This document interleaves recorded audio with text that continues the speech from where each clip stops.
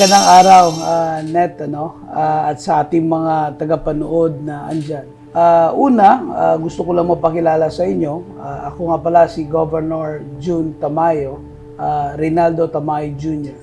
So since you are the biological father of your children and of course a father of our beloved South Cotabato, we would like to ask you kung ano ang essence ng being a father.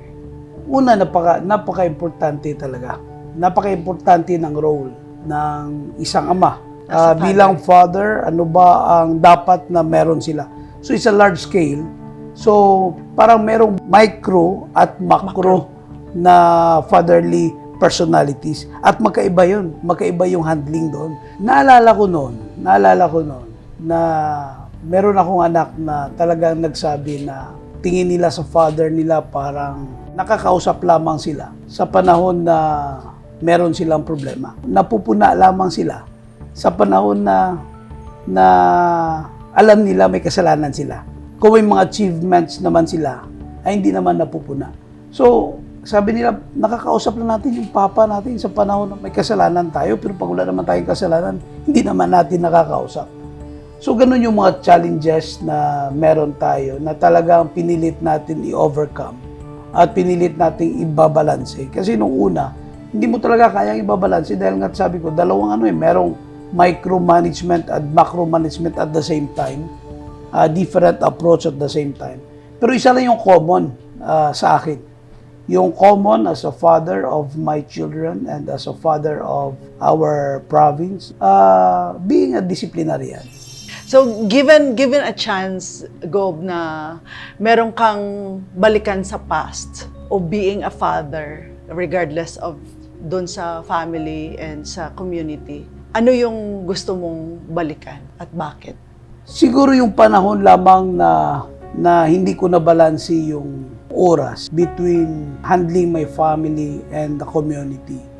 Na sana kung hindi na umabot sa ganung punto na kailangan pa akong mapaalala ng mga anak ko na nawalan ka na ng panahon sa amin. Pero naging part na rin siya ng past na yun naman ang naging dahilan kung bakit na-develop naman yung ganitong personality ngayon na meron ako, na kailangan talaga na balansyado yung sa pamilya at sa pag-handle ng community. At naintindihan naman ng mga anak ngayon dahil nga sa ngayon, malalaki na sila eh.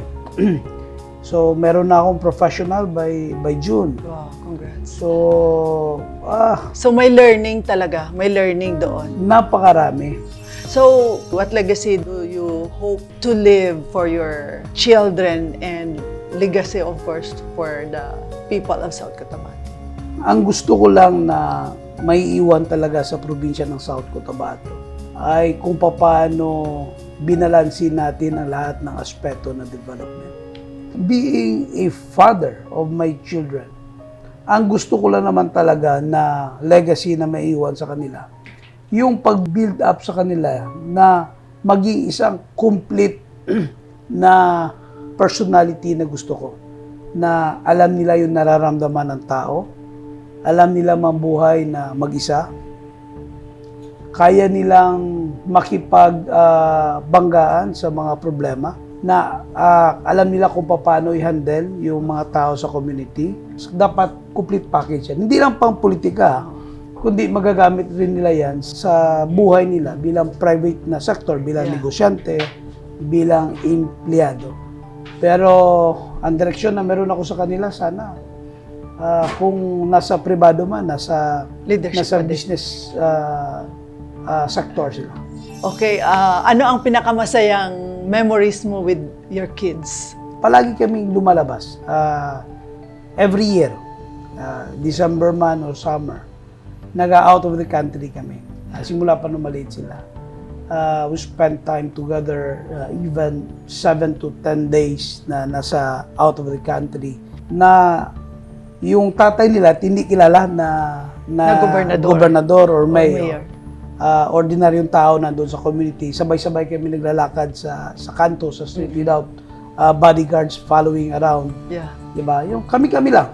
Nagtatawanan, kumakain sa labas, lumalakad dyan. nabibitbit na kung ano-ano dyan sa sobrang daming Tao. tao, mga tourist na kasama namin. So, ganon. Pero nung 2 years ago, andun kami sa Japan, nag-staycation kami. Doon na kami sa loob ng bahay. Napakasarap na kasama mo sila na wala kang iniisip na problema sa probinsya, sila lang. Yun yung mga memories na tinitreasure mo talaga. Of course, we wanted to hear your voice. Message mo po sa sa mga kids out there. Of course, kasali na sa mga anak mo at saka sa mga tatay po sa buong South Cotabato or sa lahat ng makakarinig sa atin. Sa mga bata na sa mga Young generation. young generations. Minsan hindi mo napapansin na yung pagmamahal ng isang ama ay openly makikita mo visually. Minsan yung tatay ay nagpe-pretend na as if matapang, as if stricto sa inyo, as if hindi kayo mahal. Pero yan pala ang tunay na pagmamahal, napakahirap. Kasi kailangan niyang magsakripisyo na hindi niya kailangan maging showy sa kung anong nararamdaman niya para sa development na meron kayo. Saan po kumukuha ng lakas ang ating gobernador sa everyday na ginagawa niya sa buhay? As long as you enjoy your work, tinitina ko kasi, Ms. J, yung fulfillment ko, dapat everyday fulfilled ako. Dapat everyday satisfied ako. So, ibig sabihin, parang tinitina ko na this is my last day. Kailangan satisfied ako. Kailangan fulfilled ako. Doon ako nagkukuha ng strength. Pero ang kagandahan, nagpaplano ako as if may pasa ko hanggang sa susunod na generations. Fulfilled ka, satisfied ka, and yet, because you think this is your last day, but you plan na yung vision mo ay may papasa mo hanggang sa next generations. Ilang generation ang gusto mong ma-witness sa iyong lifetime dito sa mundong to? Siguro, mga una ang aming generasyon, pangalawa sa mga anak ko, Yeah. yung anak ng mga anak ko. Napakaswerte ko naman kung abutan ko pa yung yung Great-grand. apo ng mga anak ko. Pero if mabutan ko, napakaswerte ko. Pero nagpaplano kami, nagpa-plan kami hanggang doon.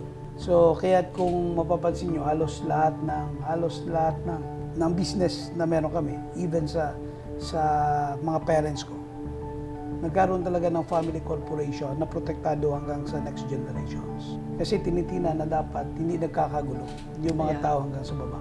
Napaka-importante kasi yun. Kasi minsan karamihan, yun ang dahilan ng away-away ng pamilya. Pero pinaka-importante talaga dyan, Ms. J, yung disiplina sa mga bata, at the same time, kung paano sila i-arrange ng tama, na pagdating ng panahon, sila mismo ang partnership mismo ay andun. Sila ang totoong pamilya. Yeah. Ganon dapat ang meron. As a father of South Cotabato, final word po sa lahat ng mga fathers. Sa lahat ng mga tatay nandyan, advance Happy Father's Day.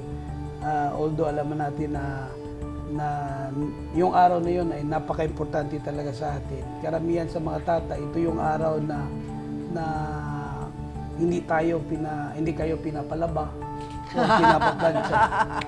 Ito naman yung pinaka-importante na araw sa atin. Bahala na yung 364 dyan o 363 days. Yeah. Kasi itong araw na ito, atin ito.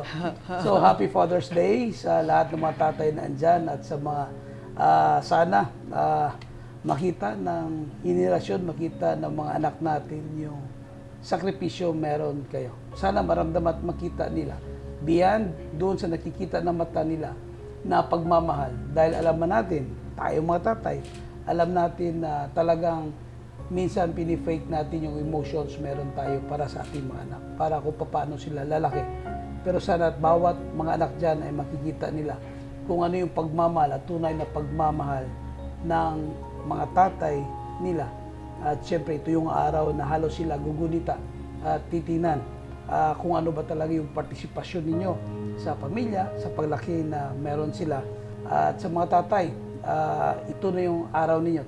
Tiyakin nyo, hindi talaga kayo lalaba at hindi kayo paplansya ngayong araw na ito. Yung araw na yan, hayaan nyo na yung 16, na yung 17, na maiipon lahat ng labahin. Basta sa 16, inyong araw yan. Happy Father's Day sa inyong lahat.